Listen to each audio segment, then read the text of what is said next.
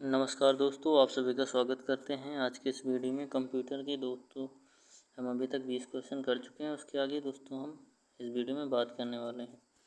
दोस्तों लगातार हमारे कंप्यूटर यूपीएससी के और स्टैटिक जीके की क्लासेस चल रही हैं, तो हमारे चैनल पर नए हैं तो सब्सक्राइब जरूर करिएगा इसी तरह के वीडियो के लिए। और भी एग्जाम से रिलेटेड जितनी भी जानकारी हैं सारी आपको इस वीडियो के माध्यम से या वीडियोज़ के माध्यम से आपको दी जाएगी। चलिए शुरू करते हैं। ये आप जो है एग्ज़ाम में जूनियर असिस्टेंट, बैंक हो गया, एसएससी हो गया, किसी भी एग्ज़ाम एनटीपीसी हो गया, हर एग्ज़ाम में चाहे यूपी पुलिस हो दोस्तों, एक क्वेश्चन कंप्यूटर के पूछे जाते हैं जीके में। तो आजकल कोई भी एग्ज़ाम हो वहाँ पे कंप्यूटर का रोल दोस्तों हो जाता है 1-2 मार्क्स का पक्का। तो आप किसी भी एग्ज़ाम के लिए ले सकते हैं और मस्ट है आपका जूनियर असिस्टेंट में 20 मार्क्स का यहाँ पे पूछा जाएगा कंप्यूटर, तो उसके लिए बहुत ही इम्पोर्टेंट है। तो किसने पहला यांत्रिक कंप्यूटर बनाया, कौन थे पहले यांत्रिक कंप्यूटर को बनाने वाले साइंटिस्ट? तो पहले जो यांत्रिक कंप्यूटर बनाया था चार्ल्स वेबेज ने बनाया था। इन्होंने ही पहला जो था कंप्यूटर के लिए प्रकृति मतलब प्राकृतिक सिद्ध की थी, एक नींव रखी थी चार्ल्स वेबेज ने ही, जिससे आगे चलकर कंप्यूटर बनाया जा सके। ठीक है। सबसे पहले गणना के लिए कौन सा यंत्र बने था? अबेकस। अबेकस जो था सबसे पहले गणना करने के लिए बना था, और गणना करने के लिए ही कंप्यूटर का यूज किया जाता है। कंप्यूटर का मुख्य क्या है? हिंदी में नेम संगणक है। तो गणना करने के लिए सबसे पहले क्या बना था? अबेकस बना था, चीन में बनाया था। ठीक है। उसके बाद नेपियर बोन्स बना था। ठीक है, नेपियर बोन को जॉन नेपियर ने बनाया। उसके बाद पास्कलाइन को ब्लेज पास्कल ने बनाया था। इसी तरह बहुत सारे बनने के बाद हमारा आधुनिक कंप्यूटर की खोज होती है, बनाया जाता है। नेक्स्ट हो जाएगा एनियाक का फुल फॉर्म क्या होता है? तो एनियाक का फुल फॉर्म होता है electronic numerical integrator and calculator. ये हो जाएगा इसका फुल फॉर्म। किसी दिन दोस्तों जितने भी फुल फॉर्म को शॉर्टकट की हो गए इन सबका हम वीडियो लाते रहेंगे आपके लिए, जो है बहुत इंपॉर्टेंट है। सर्वप्रथम इलेक्ट्रॉनिक कंप्यूटर एनियाक किसने बनाया था? जो एनियाक था सर्वप्रथम किसने बनाया था ये पूछा गया है। तो एनियाक जो बनाया था वो थे जे परस्पर एकर्ट, जॉन मैचली। इनका नेम था जे परस्पर एकर्ट और जॉन मैचली नामक साइंटिस्ट थे जिन्होंने एनियाक बनाया था। अगला हो जाएगा निम्नलिखित में से किसने प्रोग्राम के साथ साथ डाटा को स्टोर करने वाली मेमोरी के साथ इलेक्ट्रिकल और द सर्किट कंप्यूटर को निर्मित किया? मतलब कहने का मतलब है डाटा को स्टोर करने की जो मेमोरी होती है उसके साथ जो दी सर्किट कंप्यूटर होता है उसको किसने बनाया? मतलब ऐसा कंप्यूटर जिसमें डाटा को भी स्टोर किया जा सके। तो सबसे पहले जॉन वॉन न्यूमैन ने ऐसा कंप्यूटर बनाया था जिसमें मतलब डाटा प्रोग्राम भी किया जा सकते हैं और डाटा को सेव भी किया जा सके। तो ये बनाया था जॉन वॉन न्यूमैन ने। नेक्स्ट हो जाएगा एसडाइक जो था, एसडैक का आविष्कार किसने किया था? एसडैक ये भी एक कंप्यूटर है। तो एसडैक का आविष्कार किसने किया था? तो एसडैक जो आविष्कार हो जाएगा मैरिस विल्कन्स हो जाएंगे। ये आपके ऑप्शन नंबर 3 हो जाएंगे। मैरिस विल्कन ने एसडैक कंप्यूटर का आविष्कार किया था। तो ये आविष्कार हैं, आविष्कार तो बहुत ही इंपॉर्टेंट होते हैं दोस्तों। आविष्कार बहुत ही ज़्यादा इम्पोर्टेंट होते हैं। प्रथम पीढ़ी के कंप्यूटर में किस भाषा का प्रयोग किया गया था? तो प्रथम पीढ़ी के जब कंप्यूटर बनाए गए थे उसमें कौन सी मशीन लैंग्वेज का यूज किया था? पहली पीढ़ी के जो आपके कंप्यूटर थे उसमें कौन सी लैंग्वेज का यूज किया था? मशीन लैंग्वेज का यूज किया गया था। और स्टोरेज डिवाइस जो थी उसमें कैसी थी? तो मैग्नेटिक ड्रम मिली सेकेंड की स्टोरेज डिवाइस थी। और किस तरीके के जो आपके स्विचिंग डिवाइस थी वैक्यूम ट्यूब का फर्स्ट में यूज किया गया था ना। तो मुख्यतः कार्य क्या था? मतलब वैज्ञानिक और सामान्य व्यापार सिस्टम के लिए जो एनियाक को बनाया गया था। ये पहली पीढ़ी का सबसे पहले। और इसके एग्जाम्पल एनियाक हो जाएगा, यूनिवॉक हो जाएगा और मार्क फर्स्ट हो जाएगा। तो ये 3 कंप्यूटर जो हैं वो प्रथम पीढ़ी के कंप्यूटर हैं। तो इससे भी पूछा जाता है कौन सा प्रथम पीढ़ी कंप्यूटर? मार्क फर्स्ट हो गया, मार्क फर्स्ट, एनियाक और आपका हो जाएगा यूनिवैक। ये हो जाएंगे प्रथम पीढ़ी के कंप्यूटर और इनके नेम। नेक्स्ट हो जाएगा कंप्यूटर की पहली पीढ़ी में कौन सी डिवाइस का प्रयोग होता था? तो कंप्यूटर की जो पहली पीढ़ी होती है उसमें कौन सी डिवाइस का यूज किया जाता है? तो वैक्यूम ट्यूब, जैसे भी बताया हमने वैक्यूम ट्यूब का यूज किया जाता था। ठीक है। इसमें नेक्स्ट स्टोरेज डिवाइस कैसी थी? तो इसमें मैग्नेटिक ड्रम थी। मैग्नेटिक ड्रम मतलब मिली सेकेंड में थी।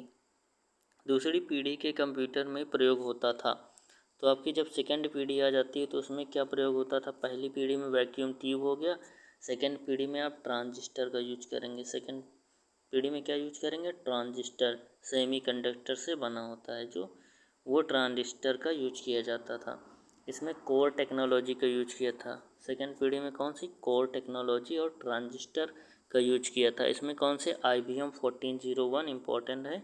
IBM 1401 जो है ये आपका जो कंप्यूटर होगा वो कौन सी पीढ़ी का होगा, तो ये सेकंड पीढ़ी का IBM 1401। और PDP करके, PDP 8 करके है, लेकिन ठीक है इंपॉर्टेंट, IBM 1401 किस पीढ़ी का कंप्यूटर है, प्रथम सेकंड पीढ़ी का कंप्यूटर है। प्रथम पीढ़ी कंप्यूटर कौन था, मार्क फर्स्ट। मार्क फर्स्ट जो बता दिया, रिवाइज एक बार कर लीजिए। प्रथम पीढ़ी में वैक्यूम ट्यूब, सेकंड पीढ़ी में ट्रांजिस्टर। ठीक है, अगला चलेंगे नेक्स्ट। दूसरी पीढ़ी के कंप्यूटर का कार्यकाल क्या था, तो जो आपकी दूसरी पीढ़ी थी उसका टाइम पीरियड पूछा गया, क्या था, टाइम पीरियड हो जाएगा 1967 to 62, ये हो जाएगा 1957 से 1962 आपका टाइम पीरियड हो जाएगा। किस पीढ़ी का, सेकंड पीढ़ी का, 1957 से 1962। पहली का क्या हो जाएगा, 1940 से पहले होती है 1956। प्रथम पीढ़ी 1940 से 56 और दूसरी 57 से 62। 1940 से 56 प्रथम, 1957 से 62 हो जाएगी दूसरी पीढ़ी का। ठीक है, इसी वक्त तीसरी पीढ़ी का बात की जाए तो 1967 से हो जाएगा, 1967 से मान लेते हैं 1964, 63 के बाद 64, 1964 से 71 हो जाएगा। उसके बाद 71 से वर्तमान हो जाएगा चौथी पीढ़ी। चौथी पीढ़ी के बाद मान लीजिए पांचवी पीढ़ी भी साथ में चल रही, तो चौथी के बाद पांचवी। तो ठीक है, अगला क्वेश्चन तो इसके लिए हो जाएगा 1963 से 72, इसका करेक्ट आंसर मैंने लगा दिया था। अगला चलेंगे, अगला हो जाएगा तीसरी पीढ़ी के कंप्यूटर का कार्यकाल क्या होता है। तीसरी पीढ़ी के कंप्यूटर का कार्यकाल क्या था, 1963 से 72, 1963 से 72 या 1964 से मान लो 71 तक। ठीक है, ये आपका टाइम हो जाएगा 1963 से 72 या 64 से 71 तीसरी पीढ़ी का। पहली पीढ़ी का 1940 से 56, फिर 56 से 63, फिर 64 से 71। इस प्रकार पहली पीढ़ी में वैक्यूम ट्यूब, सेकंड पीढ़ी में ट्रांजिस्टर। ठीक है, थर्ड पीढ़ी में आगे क्या यूज करेंगे वो इसमें बताया जाएगा कि थर्ड पीढ़ी में आपका इंटीग्रेटेड सर्किट। थर्ड पीढ़ी के कंप्यूटर में किसका प्रयोग किया जाता था, तो यहाँ थर्ड पीढ़ी की बात की जाए तो IC जिसे कहते हैं, फुल फॉर्म होता है इंटीग्रेटेड चिप्स, IC का यूज किया गया। फर्स्ट पीढ़ी में वैक्यूम ट्यूब, सेकंड पीढ़ी में ट्रांजिस्टर, थर्ड पीढ़ी में इंटीग्रेटेड चिप। फर्स्ट पीढ़ी का समय 1940 से 56, सेकंड 1956 से 63, फोर्थ 1964 से 71। ये हो जाएंगे आपके तीनों पीढ़ियाँ। नेक्स्ट हो जाएगी तृतीय पीढ़ी के कंप्यूटर में कौन सी प्रयोग की जाने वाली भाषा कौन थी। जो आपकी थर्ड पीढ़ी थी उसमें कौन सी लैंग्वेज का यूज किया गया था, तो कोबोल का यूज किया गया था।